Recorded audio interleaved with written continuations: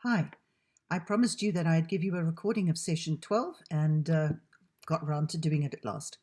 Session 12 is about looking forward, future energy carriers and the just transition. Now, firstly, what is an energy carrier? An energy carrier is either a substance or a phenomena that can be used to produce mechanical work or heat from, or to operate chemical or physical processes. In other words, an energy carrier can store or transmit energy. So if any system or substance contains energy for conversion to other usable forms of energy for later use or somewhere else, it could be an energy carrier. Energy carriers can include primary energy sources such as petroleum, coal, natural gas, wood. Those are the ones we're using. But going forward, however, energy carriers are going to include will include things like electricity, which we already use, but maybe we'll be using it in new applications, and also chemicals that we haven't typically used for transferring energy, such as hydrogen, ammonia, methanol, pressurized air, springs, batteries, capacitors, and so on.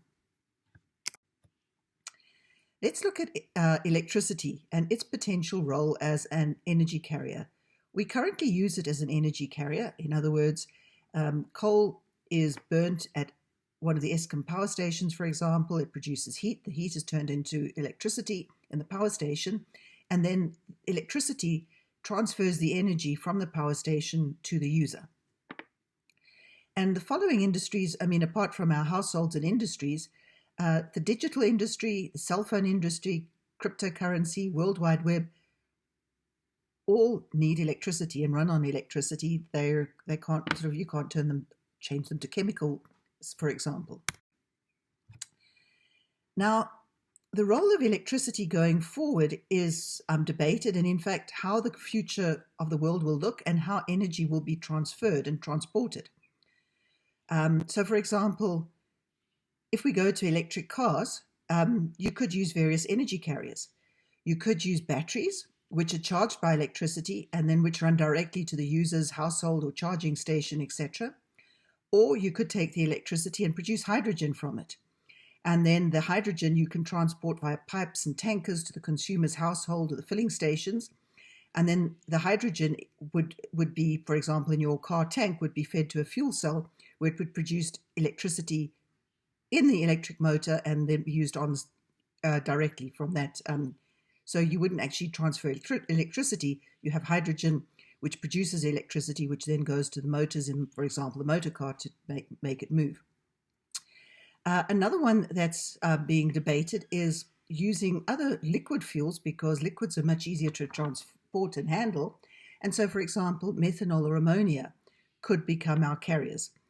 And then the fuel would be produced using electricity as an energy input. So you would, for example, for ammonia, use electricity to make hydrogen. Then you would react the hydrogen with nitrogen to make the ammonia. And then you transport the ammonia in pipelines, tankers, etc., to the consumer or the fuel station. And then you would load, for example, your car tank up with ammonia, and that would react in fuel cells to produce electricity in situ, which again, then the electricity would be used to run the motor car. Let's just look at these various carriers and see what their advantages and disadvantages are. Firstly, hydrogen, it's H2 as an energy transport vector. The way you would produce hydrogen is you use electricity and water. So you take water and electricity and you react the two and you make hydrogen and oxygen. And then you would take the hydrogen and transport it to the user. And then the hydrogen is reacted. It's basically combusted in a fuel cell or in the user household or vehicle to make electricity. So then you would do the reverse reaction. You'd go hydrogen plus oxygen, basically goes back to water and electricity. Now, the amount of energy in hydrogen, just to give you an idea, around about 1 kilogram of hydrogen could allow you to drive about 1 kilometer. But the problem with hydrogen, and we discussed this in some of the early sessions of the course, at atmospheric conditions, a liter of oxygen weighs about 1/10 of a gram, so there's not very much weight in a liter. And 1 kilogram of hydrogen would have a volume of about 10,000 liters or 10 cubic meters. So, having a 10 cubic meter tank on your car to drive 100 kilometers is not going to work. So what you have to do then is store the hydrogen at a higher pressure, and hydrogen has to go to a very high pressure to compress it, and so 680 bar is an incredibly high pressure. And that would require about 10% of the energy in the hydrogen to compress up to this kind of pressure. And the hydrogen would constitute about 1 to 10% of the mass of the container, because you need that pressure, you need a very thick-walled container. And so the volume of about 1 kilogram of hydrogen at this pressure is about 25 liters. So, if you've got a 50-liter tank, you can go 200 kilometers. So this is a real problem with hydrogen, which we haven't solved. However, hydrogen does have a very high energy density at the high pressure in terms of per kilogram, but not per volume. We've looked at those numbers before.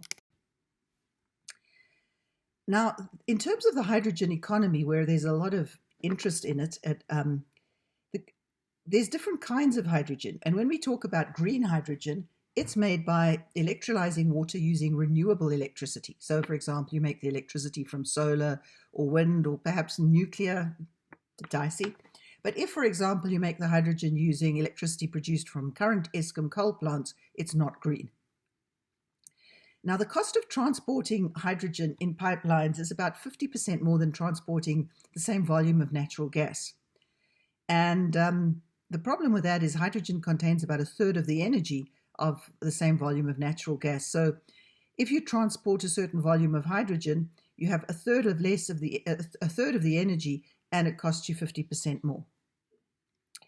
It's also expensive to build hydrogen pipelines. Hydrogen has all sorts of interesting properties we'll come to.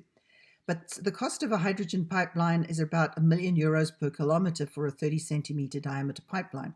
So it's not cheap to put in hydrogen pipes. And a large proportion of the cost is compressing hydrogen from 10 to 100 bar, not even talking about 600 bar. And hydrogen compressors are highly specialized and very, very expensive at the moment.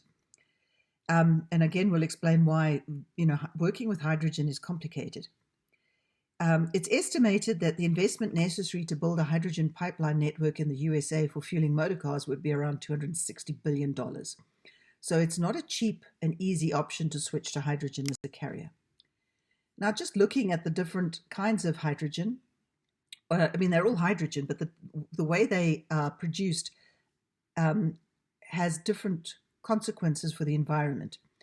So you get gray hydrogen, for example, which is produced from methane or coal via steam reforming or gasification.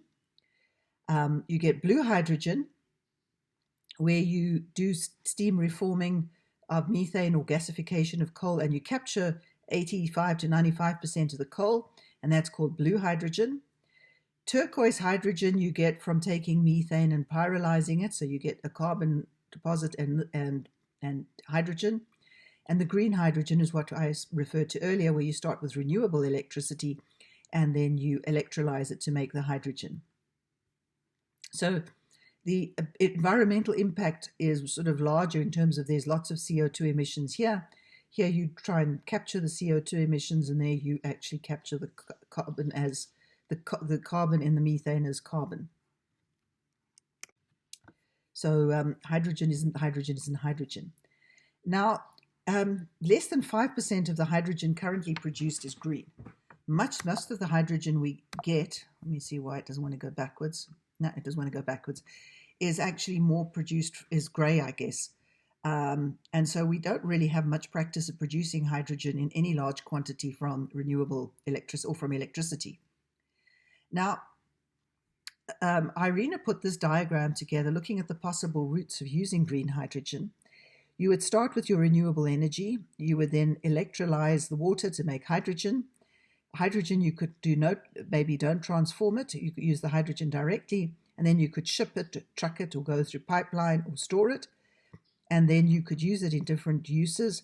For example, in industry, there's the steel industry, the chemical industry, refineries.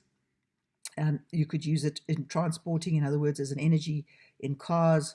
Aviation, maybe. It's not very clear. I'm not sure if I'd like to sit on an aeroplane with hydrogen and explain why.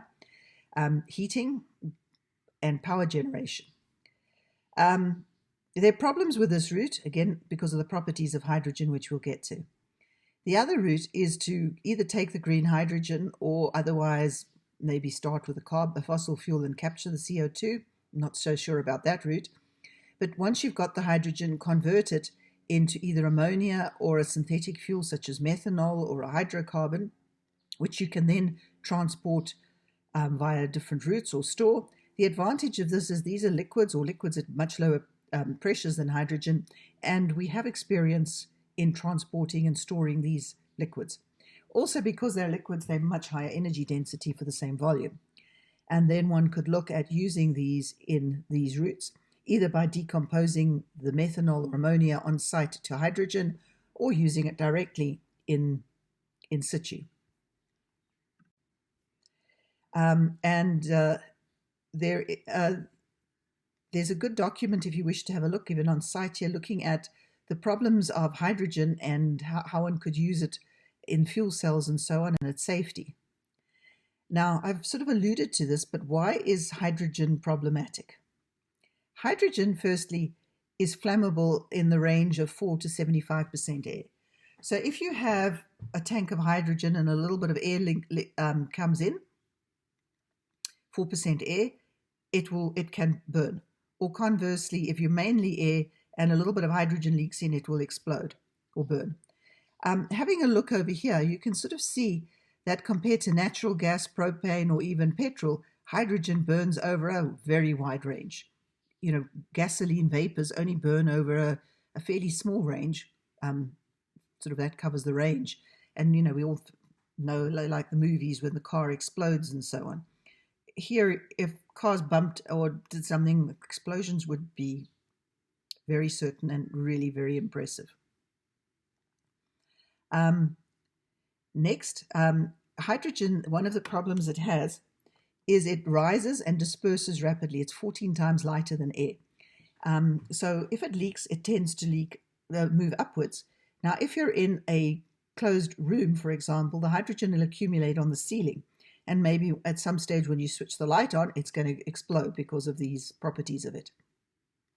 So when you're working with hydrogen, you've got to be out in the open. You can't use it in closed areas. It diffuses through materials that are not normally considered porous. So, for example, I know when we use it in the lab, if we have bottles of mixtures where we have like carbon monoxide and hydrogen, if you keep the bottle in those high-pressure cylinders, if you keep it for a few months, you find that the hydrogen is much less than when it was filled because it's diffused out through those thick metal walls. And so storing it is going to be problematic because of the fact that it leaks. And then, of course, once it leaks out, you then go have a safety problem that it can explode. It only requires a very small amount of energy to ignite. And here we've got sort of explained the sort of energy to ignite. So once you're in the flammable range, a little bit of like a spark from statics on your clothes could set it alight. Whereas gasoline, propane, natural gas would require much more energy to ignite. When it burns, hydrogen burns, it's a pale blue, almost invisible flame. So you actually won't see the fire. You'll feel the heat, but you won't be able to see it. And also it embrittles some metals, and so the kinds of metals you can use with it are actually quite limited. And you have to be careful. You can't use normal steels and so on. Why people like the hydrogen economy, and that's popular again at the moment. This is, by the way, the fourth or fifth or sixth wave of the hydrogen economy. It keeps coming, and then people look at the difficulty and then drop the topic thing. So this is about the fourth or fifth wave I've lived through of the hydrogen economy. Here, for example, from a Daily Maverick article, the potential GDP impact, both direct and indirect, of the hydrogen projects could be 3.9 billion to 8 or nearly 9 billion rand if, implementing the government's vision for the hydrogen valley, and you could be creating lots of jobs. However, that assumes that you can sell this hydrogen, and at the moment there is no market or way of transporting that we've tested hydrogen across continents. And so that technology it's going to be technologically quite difficult. Now, if we look at rather going to green ammonia or green methanol, as I said to you earlier, the advantage is that you have high energy densities, and so a ship could carry a lot more energy, basically, a ship of ammonia or methanol. The infrastructure and the know-how to transport these in large quantities exists because we do ship ammonia and methanol across continents or between continents. However, it involves extra processing steps. Once you've got the hydrogen, you've got to convert it into a liquid, and then you may need to convert it back into hydrogen on the other end, depending on how you decide to use it. And this will involve extra capital costs and also inefficiencies resulting in loss of energy content. So it's going to be more expensive. And so how are we going to transport energy from solar-rich, windy areas to areas where maybe energy is needed is not entirely clear. Electricity, we have a problem. It can only be transported about 2,000-3,000 kilometers by wire. So chemicals are the route to go, but which chemicals we just don't know. I think the future will tell. The other part of going forward is people, and let's just discuss the just transition. Kofi Annan from the United Nations said, if we can come up with innovations and train young people to take on new jobs, and if we can switch to clean energy, I think we have the capacity to build this world not dependent on fossil fuel. I think it will happen, and it won't destroy the economy. So it's a big challenge, as you can see from his words going forward. Now, exactly what is the just transition? And different people have different definitions. And so this is one I came across. Addressing climate change and achieving the goals of the Paris Agreement requires transitioning to a net zero economy. While this is an essential task that can provide significant economic and social benefits, it can also pose significant challenges for countries and communities that are still dependent on fossil fuels and other emission-intensive sectors. And that would be, for example, South Africa. Achieving a just transition requires tackling the challenges faced by communities and workers as they shift towards sustainable livelihoods, while also ensuring that the benefits of the zero carbon economy are fairly shared. And this is really how do we build this new economy and look after people who are going to be losing jobs? How do we create new jobs to support this industry? A just transition means equitably distributing the costs and benefits of climate action, thus ensuring there's social dialogue and stakeholder engagement between workers, employees, governments, communities, and civil society. Affected workers and communities receive support and social protection and investments they need to work and thrive. Revenue streams that governments currently receive from fossil fuels need to be replaced in some sort of equitable way. And companies create decent jobs and contribute to economic growth while taking positive action on climate change.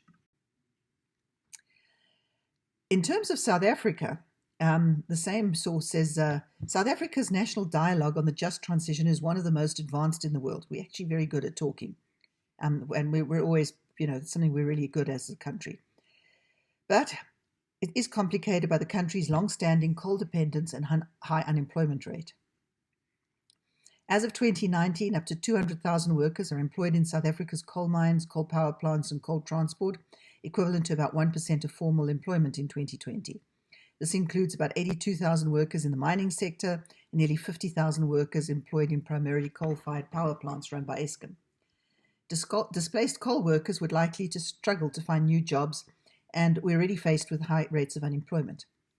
However, just to put this number in context, if you think every year we're producing probably about 600,000, 3 times that many young people with matric who cannot find jobs.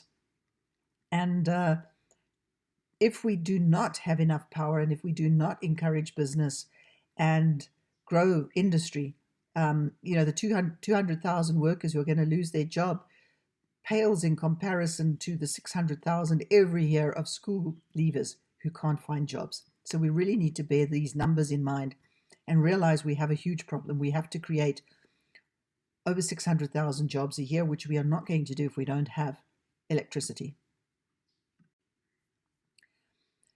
So going forward, balancing the jobs lost in the coal mining industry, which accounts for about 5% of Mpumalanga's formal workers, we have to balance that against jobs that will be created by the new technologies, the competitiveness of the South African industry.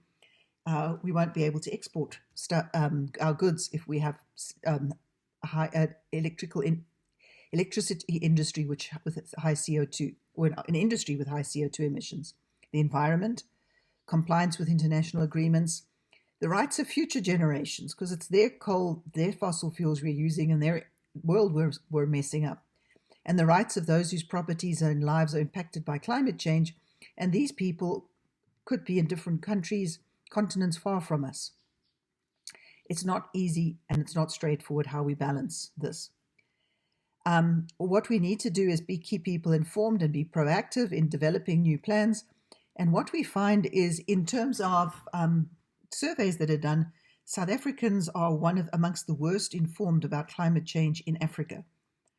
We're about the second worst. So we really haven't been talking to people, telling them about climate change, telling them about the problem, telling them about the needs, that we have to move to green energy and why. As I say, the surveys show that South Africans on average are fairly ignorant and uninformed about climate change. So going forward, one of the difficulties going forward is deciding on what new energy systems and carriers will be. And it's not something we can decide independently as South Africa.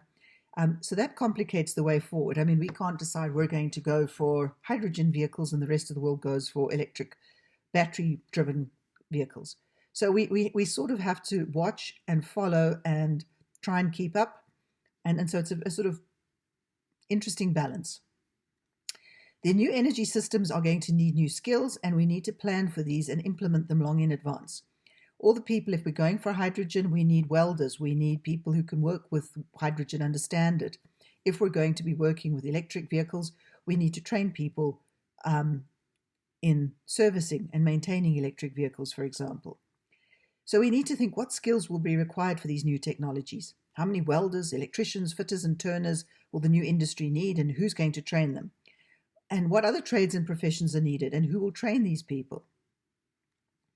And this is one of the major considerations in making this decision in current and future generating energy, is how do we put this all in place?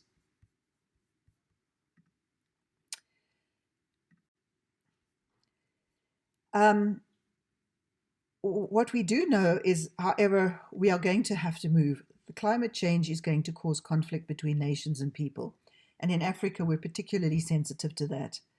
The United Nations says that in 2007, the United Nations Secretary General Ban Ki-moon described the conflict in Sudan's Darfur region as the world's first climate change conflict. The assumption was that water scarcity from changed rainfall patterns resulting from climate change contributed to this conflict. So people had to move from areas where there wasn't sufficient rain into areas where there was more rain, but there were already people living there. And this, of course, caused conflict with people fighting for the same piece of land. In numerical terms, a 1% increase in temperature leads to about a 4.5% increase in civil war in the same year, and a 0.9% increase in the following year. By the year 2030, based on the average data from 18 climate models used, this will translate to approximately 54% increase in armed conflicts influence in sub-Saharan Africa. And so we are going to be impacted both from the climate change and likely to be from the social pressures that this climate change is going to cause. So who pays for our climate change transition? I mean, our energy transition. Well, what we have to realize is not addressing global warming is damaging to the environment, our society, and more particularly to me, future generations. So how do we quantify the possible harm? And in the business sense, how do we cost this? We're not very good in business models, costing damage to the environment, costing problems we're leaving future generations. Our models are all, how much money do I make now? And that way, capitalism is not particularly good at addressing these problems. But I'm not sure there are any other systems that deal with this better. We don't worry about future generations. We hope they'll cope with whatever they handled. And perhaps this comes from humans having a difficulty in handling problems that only arise decades later from current actions. We know how hard it is for us to change behaviors, our own personal behaviors, to move to more healthy behaviors, because that might only appear in the benefits might appear a year, 5, 10 years time. How much more difficult is it us understanding climate change and the problems it's going to cause in 50 or 100 years, when in 100 years' time, none of us will be living. It's also a big problem. Daniel Yerkin, and I'd suggest if you can have a chance, listen to his talk. What he says is you're talking about an $86 trillion world economy that might be 185 trillion in 2050. I mean, those numbers are so big, I don't understand them. And completely changing the energy base in 28 years. And by the way, after Glasgow, a lot of that's supposed to be done in the next 8 years. It's never been done before. It's a big deal. So the question is, these big amounts of money, how do we fund this and who pays? This is not technically easy, and the finance and politics of this makes it a fairly intractable problem, which we do have to address. So finally, we have to think there's making decisions in the balancing act. We have to think of the people, the environment, and people current and future people in our country and in other countries. The environment, what technology is available and what does it allow us to do? Business, in the end, it has to make sense in a business sense. Global resources, future generations, and I've included them twice because I do think we have to think of them. We have supply chains. How do we put the new supply chains in place? We have to think locally about South Africa, but also we have to fit in the global economy. And any system we put in place, both globally and locally, has to be robust and resilient because we're learning. Things are going to go wrong, and we're going to have to be able to cope with unexpected challenges, which we can only do if the systems we put in place are robust and resilient. And there'll be things thrown at us which we haven't thought of yet. And that is also why robust and resilience is important, so that these unexpected things that arise, we may be able to cope with. So thank you. I hope that helps you think a little bit about going forward and thinking what the world might look like in 50 years' time. It's quite exciting. It's quite daunting. But the good news is I think you'll be part of it and part of guiding us into that future. Thank you very much.